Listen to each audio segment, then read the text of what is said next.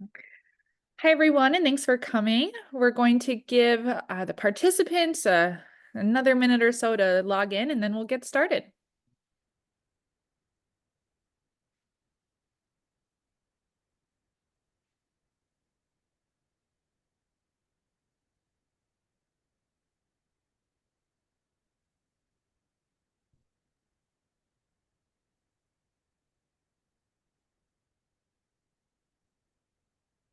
All right. So thank you for coming to our commonly misunderstood standards webinar today. My name is Marissa Hooper. I work for Demonstrated Success, and we have a contract with the New Hampshire Department of Education that allows us to put on these webinars for you, and I'm the school support and math specialist there. I'm joined by my colleague, Karen Mazzo.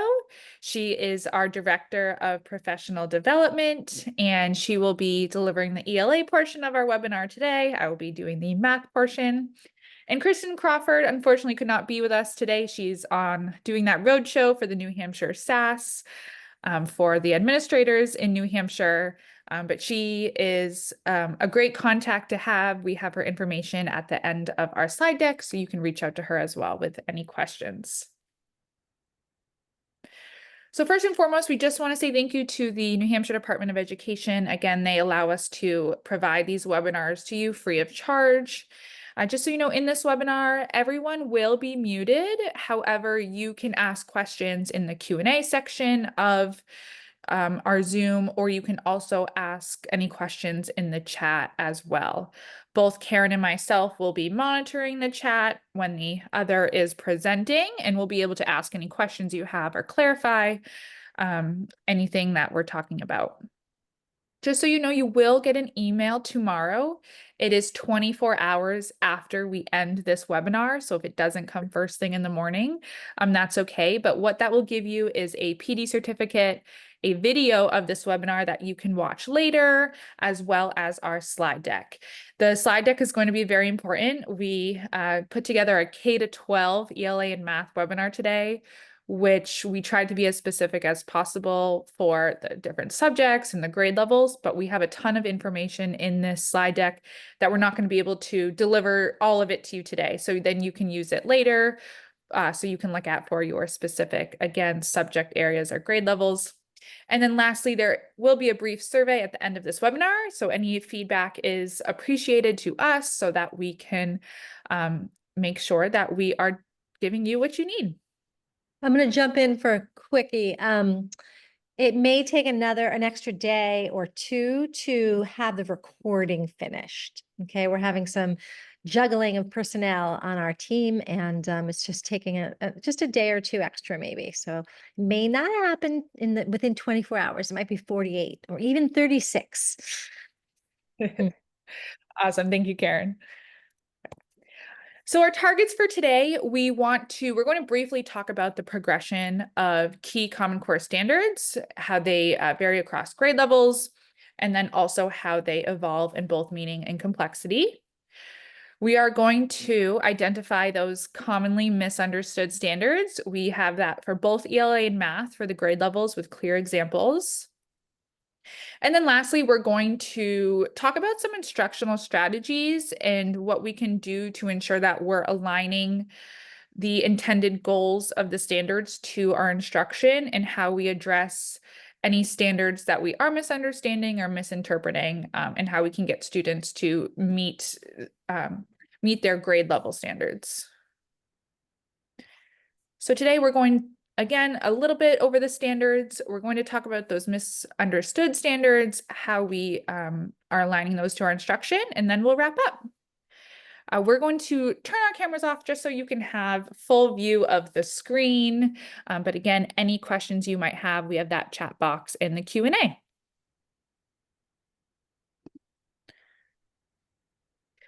So first and foremost, we are going to talk about the standards. Today, we're doing ELA and Math, and they are directly aligned to the Common Core. And we will start off with Math today. So a little bit about the K-8 math standards. Again, they're intentionally benchmarked, and what they do is the goal is to provide rigor and guidance, and we want to provide it in building that conceptual understanding, procedural skills and fluency, and then the application piece to it. We're going to talk a little bit about the misunderstood standards, and we really focused on those key concepts at each grade level. So what those will do is help in the developmental progressions, linking those topics, and those key concepts in Achieve the Core will give you the major supporting and additional standards. And sometimes we get asked why specific standards are either additional or supporting when they see major. And that's because the key concepts tend to occur over a 3-year period. So when the standards are introduced, they're introduced year 1, then we work on the standards and then we secure it. So it could be an additional cluster because we could be in that 3rd year of really securing our skills in that area.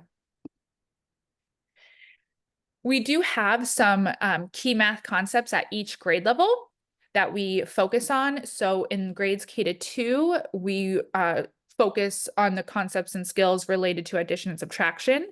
In grades 3 through 5, they're related to multiplication and division of both whole numbers and fractions. In grade 6, that's where we start to introduce ratios and proportional relationships, and we have that early algebraic expressions and equations. Grade 7, we have a focus on, again, ratios and proportional relationships and rational numbers. In grade 8, the linear algebra and linear functions. And then in high school, we do have the specific content classes. So we talked about that conceptual understanding, those procedural skills and fluency in the application piece. We did link these key shifts in mathematics if you want to read more about them. But really what we want to make sure is that conceptual understanding we are giving to students, that's really the base of what they need for their concepts that they're going to learn starting from kindergarten up through high school. So without that conceptual understanding, students really start to struggle in the upper grade levels, which we'll talk about. Once they have that, we can, add in the procedures, making sure that they are fluent. That is going to help with those more complex concepts and procedures. And then lastly, the application piece is critical. We want to make sure that students are able to apply what they're learning. This is the domain progression from kindergarten to high school. Again, this is a resource for you to see how the domains progress for each grade level, where they're going. And this just separates K to 5, 6 through 8 in high school. That's where the domains start to change. And we also have this resource here that you can click into when you get the slide deck. These are the vertical progressions for each domain. This was made and provided by Annie Wallace from the New Hampshire Department of Education. It is a great resource to see both where students are going, where they're coming from, if they're struggling with a standard, how can we back up and figure out how we can help students fill in those gaps so that they're able to continue on. And again, Achieve the Core, we have these linked here as well. If you haven't heard of Achieve the Core, it is directly aligned to the Common Core. It has an algebra progression. And so we have these major clusters, supporting clusters, and additional clusters for each grade level. This will help with focus and really figuring out where to spend the most of your time in the grade levels. And then lastly, we don't want to forget about those standards for mathematical practice that we should be putting in, making sure that students have access to, and we're giving students the appropriate time to be able to practice these as well. And I'm going to hand it off to my colleague, Karen. She's going to talk a little bit about the standards for ELA. Hello. You can just click along. Thanks, Marissa. So the Common Core ELA standards were built on some key shifts. I think it was 2010. And those shifts have shifted a little, but mostly this is what the key shifts were at that time and continue to be. that there's an emphasis on using a variety of texts, sort of text sets, and there's a second emphasis on doing your reading, your writing, your speaking, all grounded in evidence from texts. So there's a real emphasis on oh, you're gonna go back for 1 sec, Morris. I We're apologize. just an evidence of taking your, information from your text and using it in all of your different literacy activities. And then this last piece is the integration across disciplines. And I just wanted to emphasize that there is a separate set of standards for 6 through 12 for science and social studies and tech and pretty much all subjects. There's a separate set of ELA standards and writing standards that are applied from 6 through 12. So in a lot of middle and high school English teachers, for example, don't realize, or social studies teachers or science teachers. So I wanted to really emphasize that. Okay, next. These are the anchor standards for ELA. And what we did here is we sort of just summarized them. We have the clusters, key ideas and details. There's 3 standards: craft and structure, 3 standards: integration of knowledge and ideas, 3 standards, and then the range of reading and level of text complexity. And so just right here, it shows you, it's a summary of what each of those standards within those clusters focuses on. Next. This is the same layout for writing. It's the short form of each of the different clusters. And many people are familiar with this: your text types and purposes, your production and distribution, which is a lot around your writing process, researching and presenting knowledge, and range of writing, and just a summary of what those anchor standards focus on within each. Next, yep. And this is the same layout for listening and speaking. And I have to say, I feel like listening and speaking is often underrepresented. And I think these standards are very important in relation to the reading standards and the writing standards. So again, we have comprehension and collaboration, the 2 clusters, and presentation of knowledge and ideas, and a little summary there of those standards.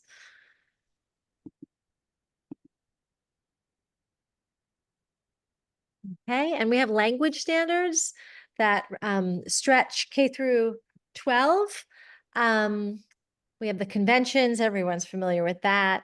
Your understanding of language use and how it's used in varied contexts, and then vocabulary acquisition, which is a huge emphasis in the Common Core standards. So you have your 3 standards under vocabulary as well. Okay, if there's any questions, I apologize. I do see there's a question in the Q&A. Karen, I don't know if you're able to see it, but my computer for some reason is not letting me open the Q&A. I will. Are you able?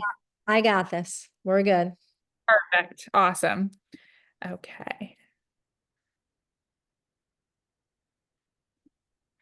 All right. So now that we have an overview of the standards for both ELA and math, we get to get into more of the commonly misunderstood standards. And again, we're going to start with a focus on math. Like I said earlier, this is a K-12 webinar, and so this is something that we could talk about for hours on end. So we want to focus on really the big themes for K-12, and then we do have some specific grade level examples.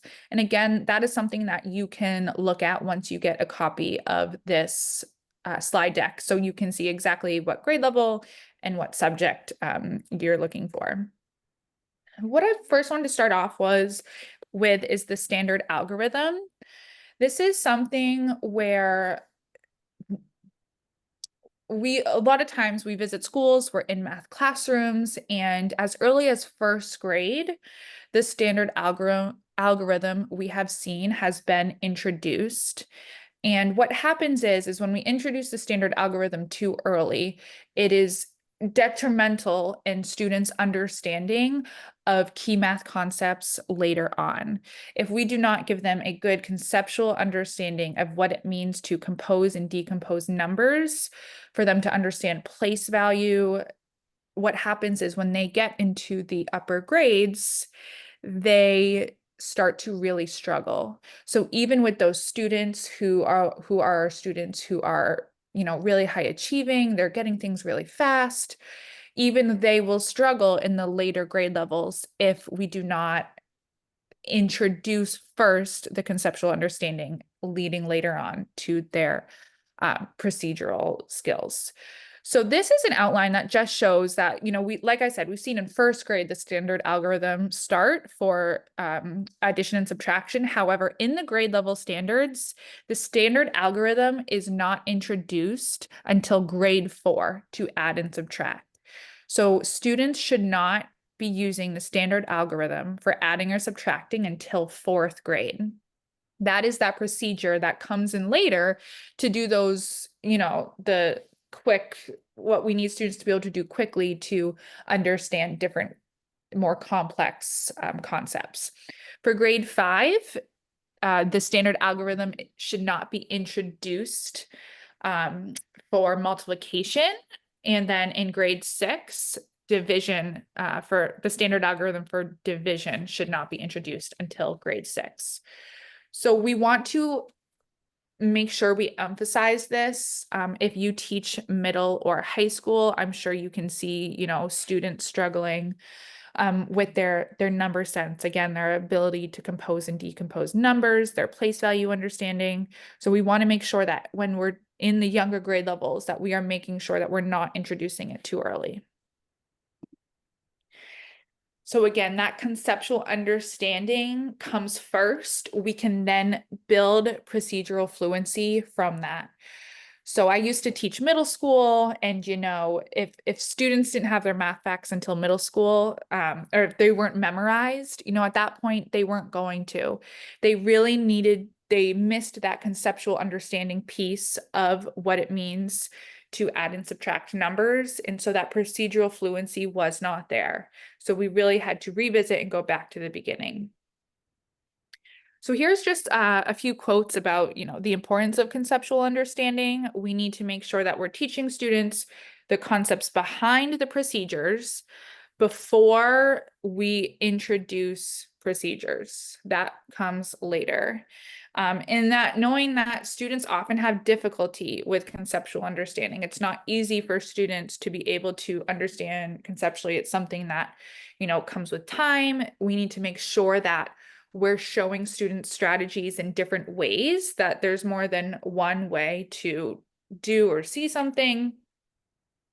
And we can really help with students' conceptual understanding when we ask them to justify their processes, if we want to facilitate different solution methods and work on unfamiliar problems. So having students share their, their ways of getting somewhere can help with that. And we're going to talk about that in the 3rd section as well. This is also a great article. Again, sort of targeting the younger grade levels of these 13 rules that expire. Again, students can sometimes be told specific things that will later not be true anymore. For instance, addition and multiplication, always the answer to an addition or multiplication problem is always bigger, that the longer the number, the larger the number, 2 negatives make a positive, or when you multiply a number by 10, you just add a 0 to the end of the number. These are all little tricks that are sometimes introduced for students to be able to remember something. And they remember that. And so when they come to the upper grade levels, and we start introducing decimals, and most of these go out the window just in, 4th and 5th grade. So we want to make sure that we're not teaching students these little tricks to make sure that, they're able to access something. So what we've done is for each grade level, we have identified the domains with major standards. We have identified the most commonly misunderstood standards and then what those misconceptions are. So what I'm going to do is I'm just going to go through one for an elementary school grade level, middle school, and high school grade level, just to talk about them a little bit. But again, you can visit this slide deck and be able to look at your specific grade level. So we had kindergarten, grade 1. I'm going to focus on grade 2 for elementary school. So for Achieve the Core, they have a great article on the most commonly misunderstood standards at that grade level. That's where most of this information has come from. This isn't everything. And this is just the domains with the major clusters and the major standards. So we can see for operations and algebraic thinking and number and operations in base 10 and measurement and data, these major standards, that these are the ones that are misinterpreted the most. So if we look at this specific standard that we want students to add and subtract within 1,000, using those concrete models or drawings with strategies based on place value, properties of operations, and or the relationship between addition and subtraction. The two biggest misconceptions is that, again, instruction focuses only on procedural methods, and that's the standard algorithm. I've seen it in many classrooms. I'm sure you've seen it as well, that the standard algorithm should not be introduced until 4th grade. So we need to make sure that we're building that conceptual understanding first, and that's not happening. And I'm not saying in every classroom. I've seen a lot of teachers be able to, introduce that conceptual understanding first without the standard algorithm. But it's also something that we've seen that a lot of teachers, didn't really know that, the standard algorithm should not be introduced until 4th grade. So we've been teaching students this specific way without realizing that it comes later. And Marissa, then the second, can I jump in real quick? When you think yeah. about some of the different math programs that you've seen in practice, do the math programs generally tend to adhere to this best practice? Or do you not sure? Sometimes, yes. So I've seen programs that when you flip through the textbook, they are set up vertically. When you add two numbers and they're set up vertically, we automatically sort of go to that standard algorithm. Mhm. And so a lot of times that there are times where textbooks, Overstep? they might not explicitly say to do the standard algorithm, but when they set the problems up in a way that seems like we're supposed to, we sort of misinterpret that. So it's not helpful. A lot of times we say, write all the addition and subtraction problems horizontally, and that'll sort of like trip up students sometimes, and not vertically, because you just want to, sort of go to that standard algorithm. But so the textbooks, yes and no. I've seen some textbooks, focus on the standard algorithm and some not. It's just good to be, it sounds like it's good to be sensitive to that when you're using your Yeah. material. It's definitely good to know. Again, this is a standard that when we've talked to teachers in the lower grade levels, that it's just something they didn't know. It's not something they were doing to make it easier or anything like that. It was just something that they misinterpreted in the standard. And then also that instruction is focused on more of following steps in a procedure. And then we really need to make sure that we are focusing on composing and decomposing units of tens and hundreds, those like units. So we want students to be able to make connections between concrete and picture representations. We want them to make connections to the place value system and also the relationship between the operations of addition and subtraction. So again, using the standard algorithm isn't introduced till 4th grade. I could say that a million times because it's the biggest thing, the biggest misconception we see when we go and visit classrooms. And now I'm going to jump to a middle school example. and I'm going to jump to grade 6.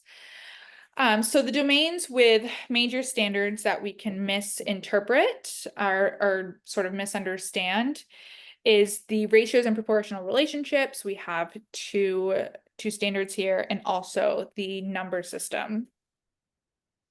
So for the number system, the two standards that we misinterpret are the computing quotients of fractions and solving word problems involving division of fractions by fractions. And I'm sure if you're a math teacher here, you know exactly what this misconception is going to be, where we lead that instruction with keep, change, flip. We need to make sure that we are not focusing on sort of a trick to get students to remember.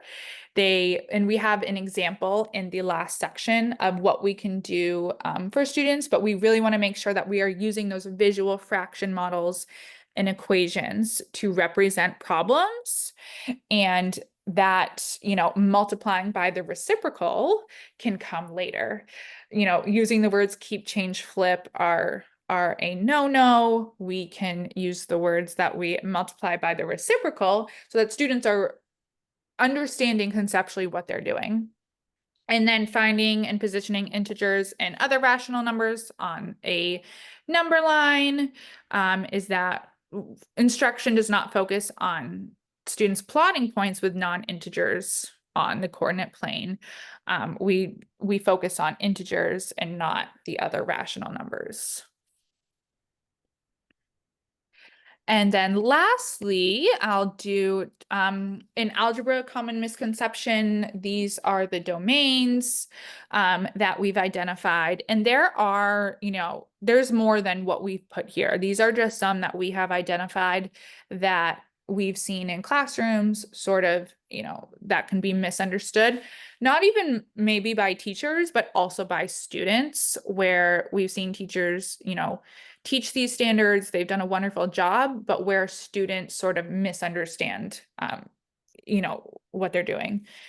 So solving quadratic equations in one variable, these are the clusters, and then systems of linear equations, and then interpreting functions. So understanding the concept of a function and using function notation and so forth. So for this specific standard, solving equalities and inequalities in one variable, sometimes students believe that the solutions to equations must always be whole numbers. They might think that the variable in an equation can only represent one specific number. Again, that's something that they can sort of pick up, or the language that we use, again, when we're starting to introduce equations and inequalities in 6th grade. Sometimes what we say, they can carry it with them and have these misconceptions. They can also confuse the process of solving an equation with just simply performing operations on both sides without understanding the underlying principles. And then also they can struggle with identifying the appropriate method to solve a quadratic equation. This source that we have listed here comes from Achieve the Core and shows the progression of this standard. This is very helpful in understanding that if you're misinterpreting this standard or students are struggling with this standard, the progression of it, how you can sort of fill in any gaps and backtrack, and also see where it's going so that you can best help your students. We, for high school, also have a geometry example and a data and statistics example. So once again, I just want to reiterate that we have K-12 examples in there that you're able to look at later about the most commonly misunderstood standards at that grade level. But if you have a question about your specific grade level, please feel free. I can't access the Q&A, but Karen can. I can. So she can look, or you can write it in the chat. But if not, we will move to ELA. I did want to say that when you fill out your surveys later, it might be good to think about whether it would be useful to have grade level or grade span specific webinars around this. I feel like this is sort of an introduction, but it feels very meaty to me. And I'm just wondering if that might be useful for people, and let us know in the feedback. Okay. Yeah. And I mean, that's something when we were putting it together, we were like, oh, we would love to do either just math or just ELA or specific grade span. So we'd love to hear your feedback on that as well. But we think that might be good too. Okay. Thanks, Maris. Thank you. All right. So these are some of the things that I'm going to talk about. And one of the keys is that some of the different types of general missed opportunities, right? So the first piece that you're going to hear is this idea of using different standards together with other standards in service of one another. Okay. So there's one theme. A second theme that I'm going to talk about is that standards are the grade level goal, right? But luckily in ELA, the standards form sort of a staircase and they just increase complexity year after year. So in teaching, you can go back and use a previous year's standard or expectation as a building block. And this idea that text complexity is not just about vocabulary or sentence length. I'm going to talk a little bit about that.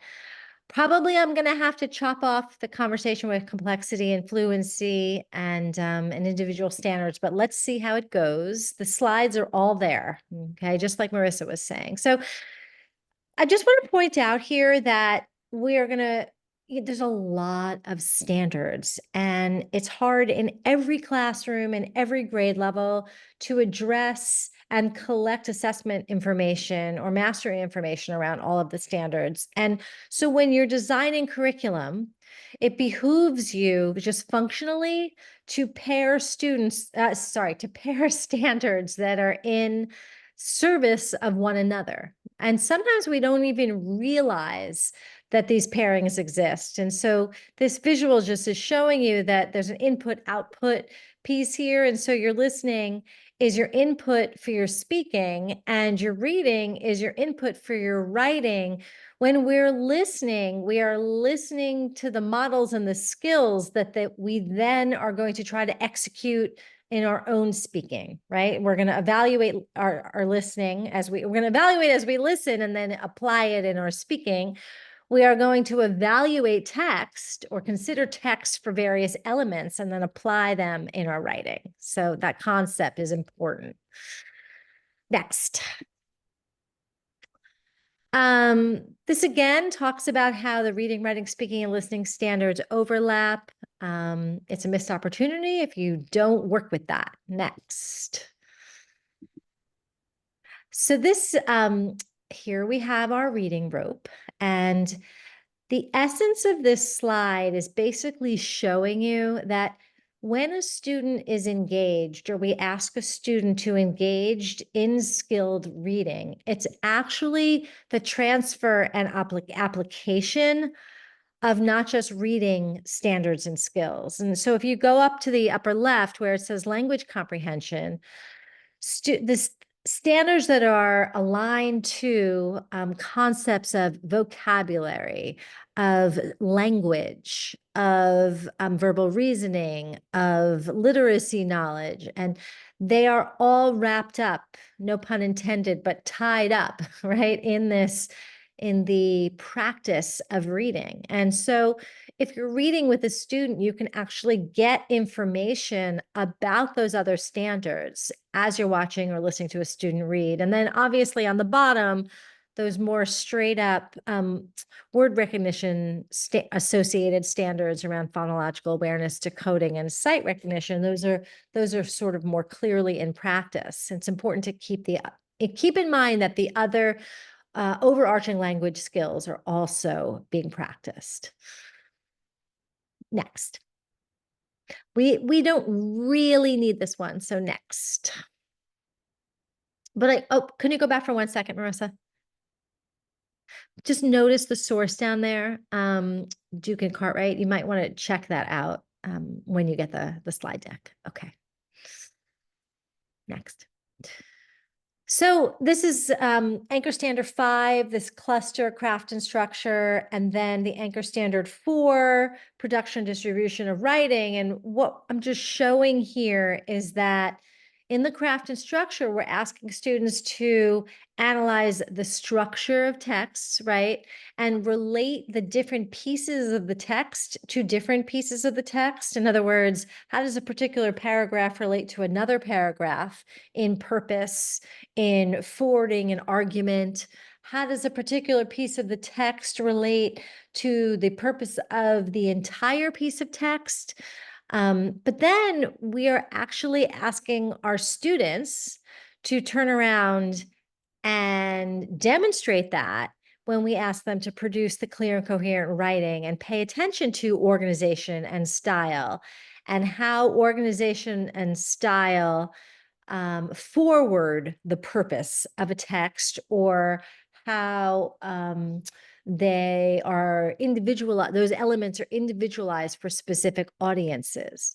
So when we give kids models of text in under the cluster of craft and structure, and we ask them to evaluate them and reflect on them, that's directly connected to when we ask students to actually produce writing around those elements. And so you can pair those activities in your instruction. Next.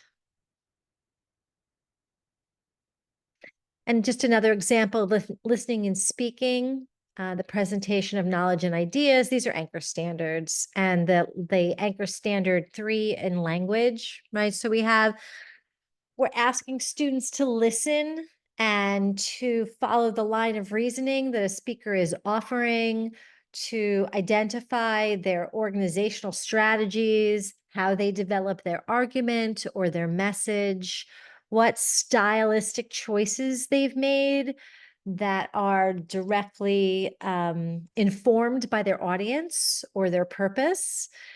So we have kids listening. And so this, again, listening and speaking is so vastly underestimated as a very valuable cluster of standards, because sorry, you're rehearsing at that point for other activities, right? In writing. But down here, we're going to talk about the knowledge of language. These are paired. You're asking students to reflect on how language functions in the different contexts, and that is directly related. So if you are, again, designing instruction in your classroom, pairing these standards together within a unit or within even a lesson is a terrific idea. And you can gather information about mastery simultaneously because they're so closely connected. Next, Marissa. So this is just several grade 5 standards that overlap, and just to show you that overlap opportunity and how they relate. Reading literary text 5.5 asks students to explain the structure of a particular story, and then reading for informational text. These two sets of standards, oftentimes when I do curriculum mapping with schools, we tend to treat these two clusters, or they're not really clusters, they are domains rather, separately. But I'm a big advocate of thinking about them together when you are planning for instruction and drawing those parallels. The concept of text structure, use that as your main emphasis, and then think about how that branches out into literary text and how that branches out into informational text. And it'll help your planning to be more seamless, and you'll be able to fit more into your instruction.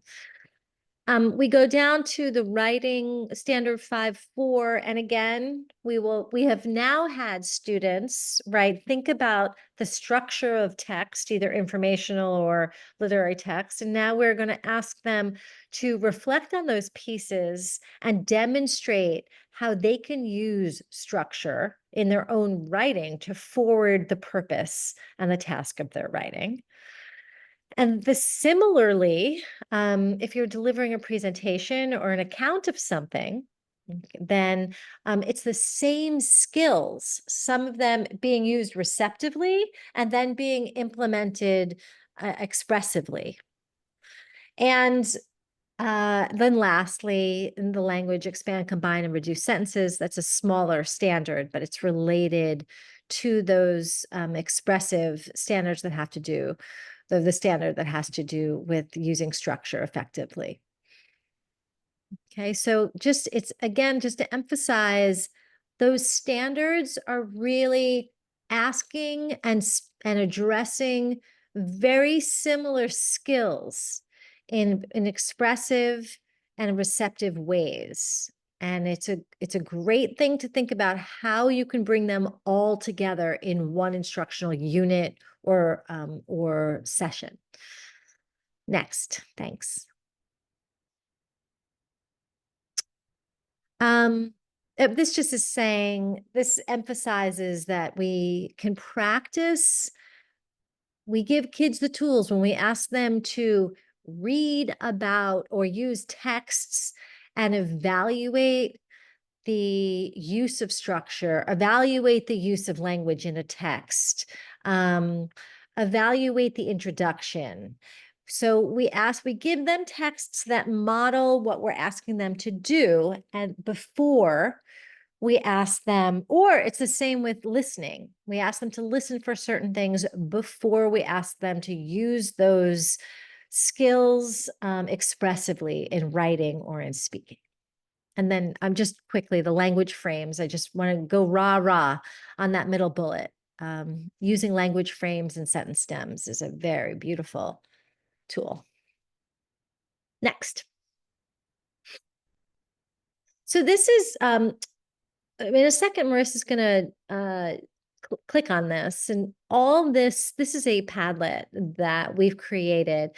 And what it speaks to is it's a great tool because what it allows you to do is if you have a sixth grade standard that your students are struggling with, or you're designing instruction and you want to build students towards mastery of that particular standard at the end of sixth grade. Because remember, we said that standards are an end goal, a grade level end goal. The beautiful thing in ELA is that you can go back and look at a previous iteration. You can look at the fifth grade version and the fourth grade version of that standard as building blocks for moving your students towards the sixth grade implementation and mastery. So Marissa, do you want to just show that real quick? Definitely.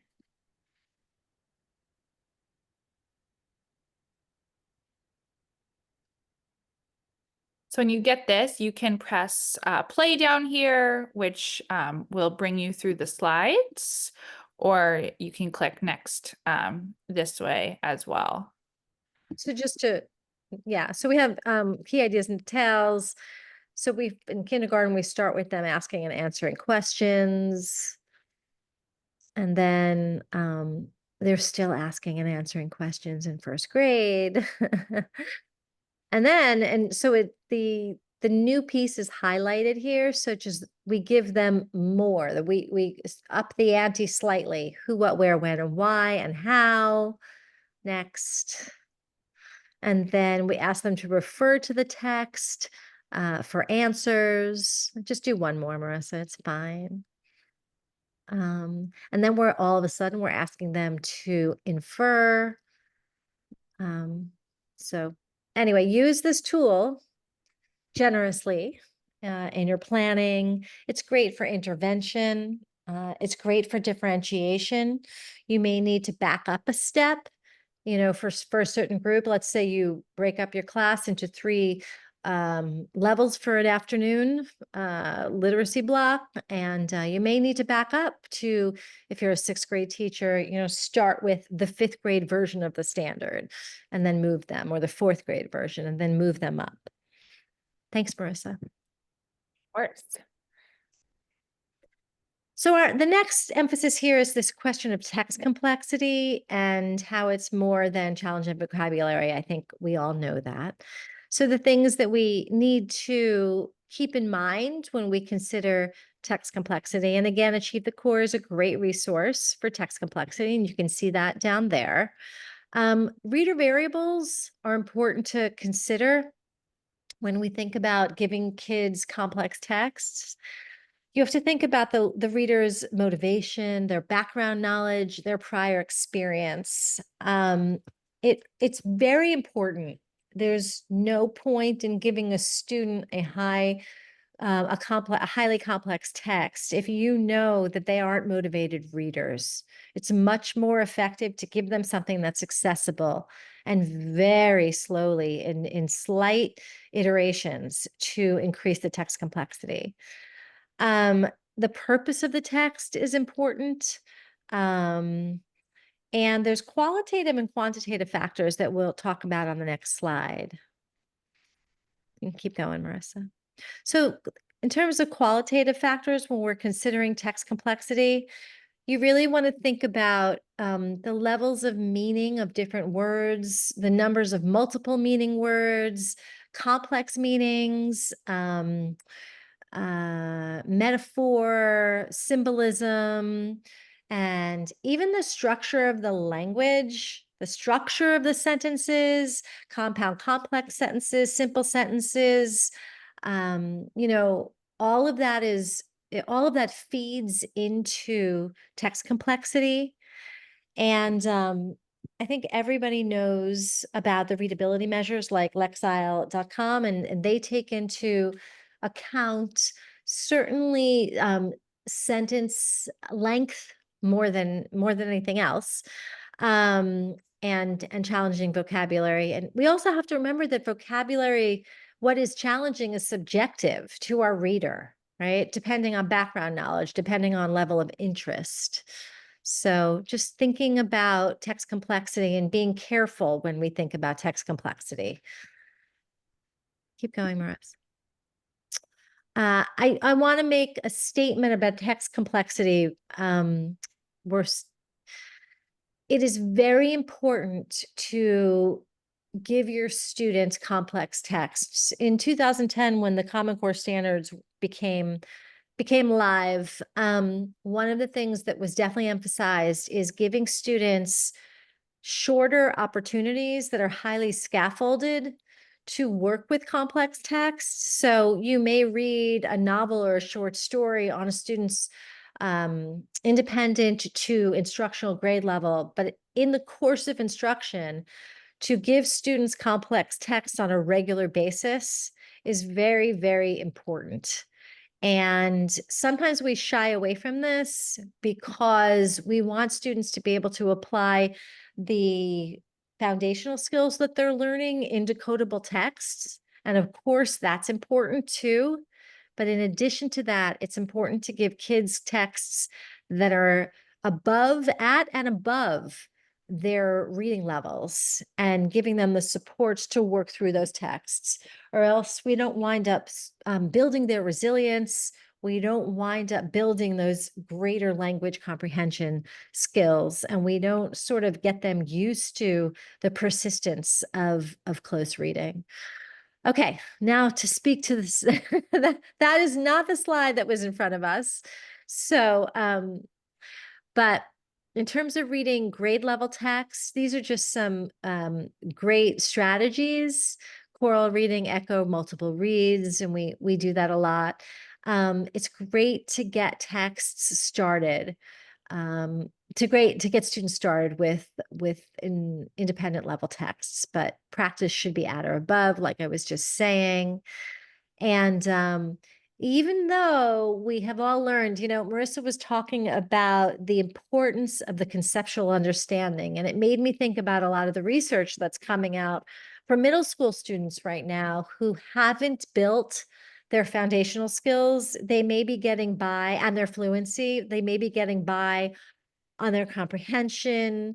And they may even be good grade level readers. But what sometimes happens is if students don't have a basic understanding of the alphabetic principle and they don't have good fluency, they will start to struggle as the reading amount gets more intense because their fluency, they don't read fast enough to keep up with the demands of what's being given to them.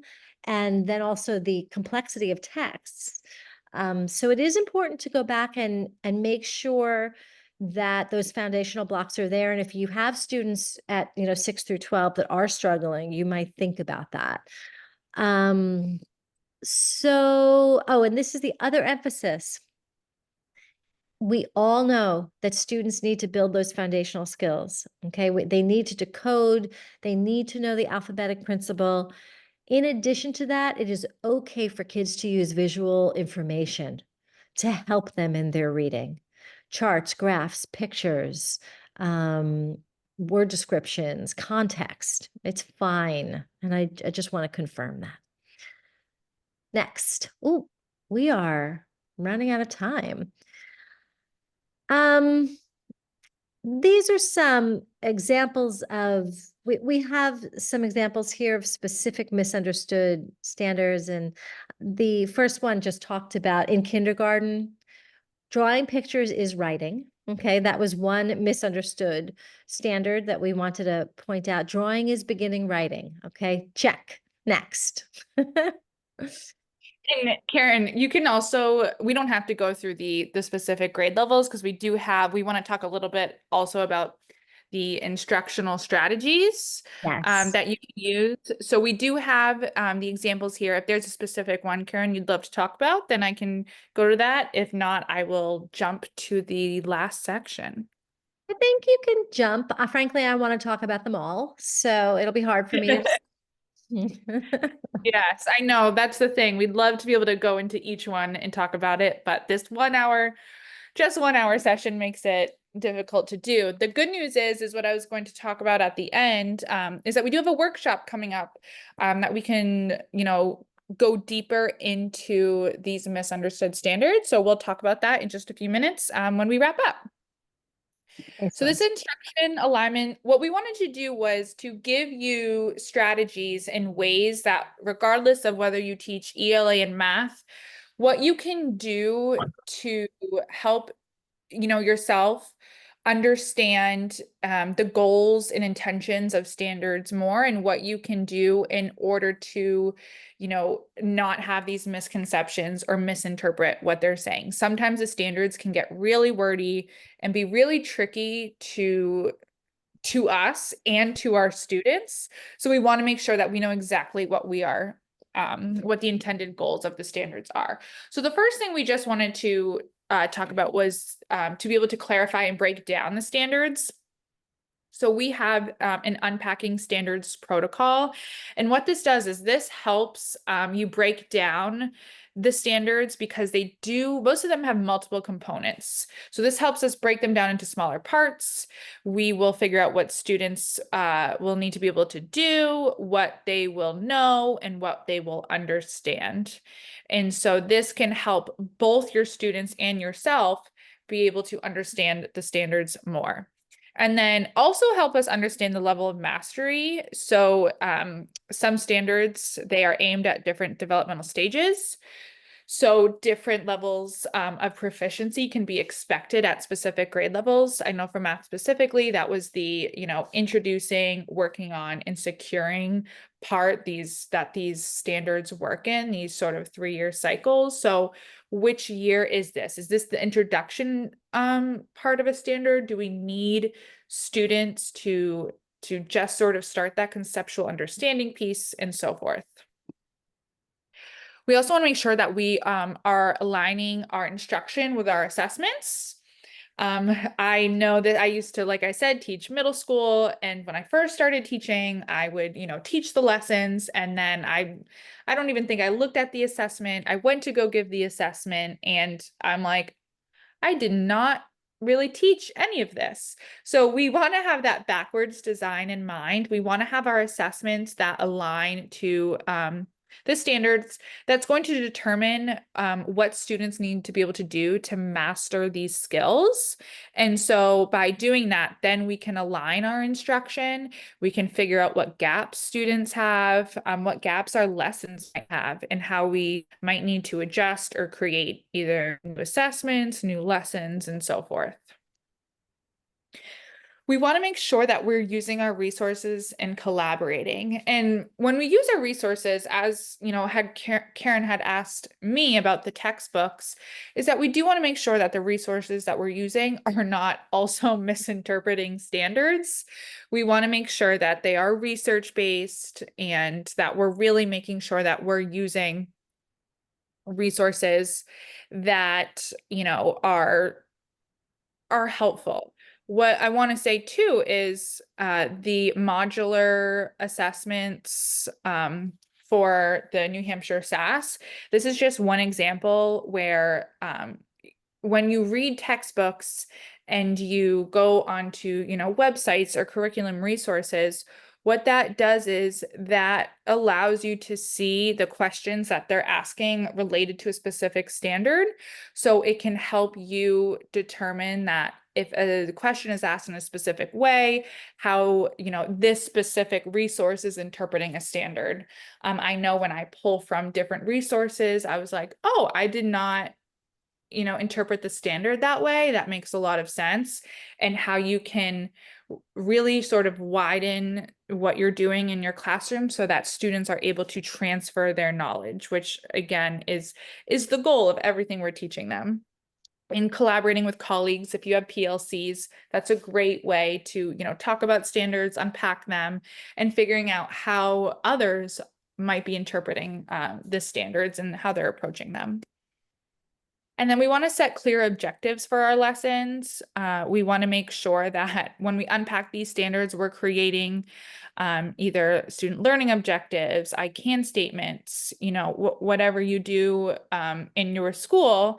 And we want to make sure that we're using student-friendly language. If you have trouble interpreting the standards, imagine how your students feel.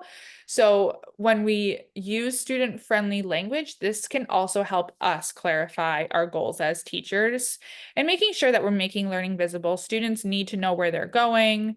You know, they love the question of why, and so we need to make sure that we're explaining that to students. And lastly, we want to plan for differentiation. We want to make sure that we have all of our student needs in mind. And so how we can, you know, meet these needs of our students, again, thinking of those proficiency levels, and then making sure we're using various teaching strategies. So if we are to explain something or use a resource and your students say that they didn't understand or asked you to repeat, we shouldn't necessarily assume that they weren't listening. If they don't understand, we want to make sure that we're explaining, but in a different way, so that they have access to different ways of learning something, different texts, different concepts, and so forth. So this is just a resource for unpacking a standard. Again, figuring out what students need to be able to do, what they will know, and what they'll understand. This is, I'm just going to quickly go through this just for timing. This is unpacking a standard for ELA, specifically reading informational text for 6th grade, breaking down the skills, knowledge, and understanding. And then here are the I can statements taken from that. So we've taken this one standard and broken it down into 4 different pieces. So we want to make sure that we are addressing all of these. And then these are just some more examples that you can use. This is an example for math, how we're breaking it down for the skills, knowledge, and understanding for students. And what this can do is this can really help us make sure that we're not misinterpreting standards, that we're not misunderstanding them when we're able to put in this kind of work. And I know that, you know, time is something that a lot of us don't have. So if we're able to do this type of work, it will better help us, which will better help our students. So for math, I just want to go back through. These are specific examples for ELA in some grade levels. And then we also have specific examples for math. For instance, when I was talking about in grade 2, how instruction only focused on the procedural methods. These are some instructional strategies, what you can do in your classroom to help with using, those strategies based on place values and using those concrete models. So we have this for each grade level to go along with one of the standards that we listed in the most commonly misunderstood standards. And a lot of the sources are for Achieve the Core. They have great tasks. They have these progression documents. They have a coherence map.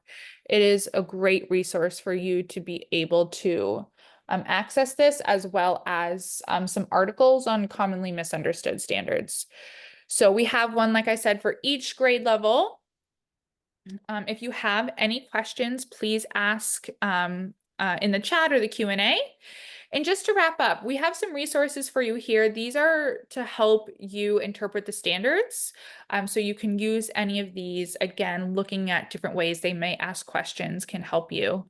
And then this is our upcoming professional learning. And I want to highlight this workshop right here on December 6th. I know that December is a crazy time, but it is a free workshop. So you can either go to our website or go to, if you get our MailChimps, this Unpacking Standards workshop, this is where we can do a lot of this work to help you with the standards, whether it's ELA or math. And so signing up for this would be a great way for you to be able to unpack them, understand them, and how you can, implement them into the classroom for students. Again, a short survey is going to pop up when you close.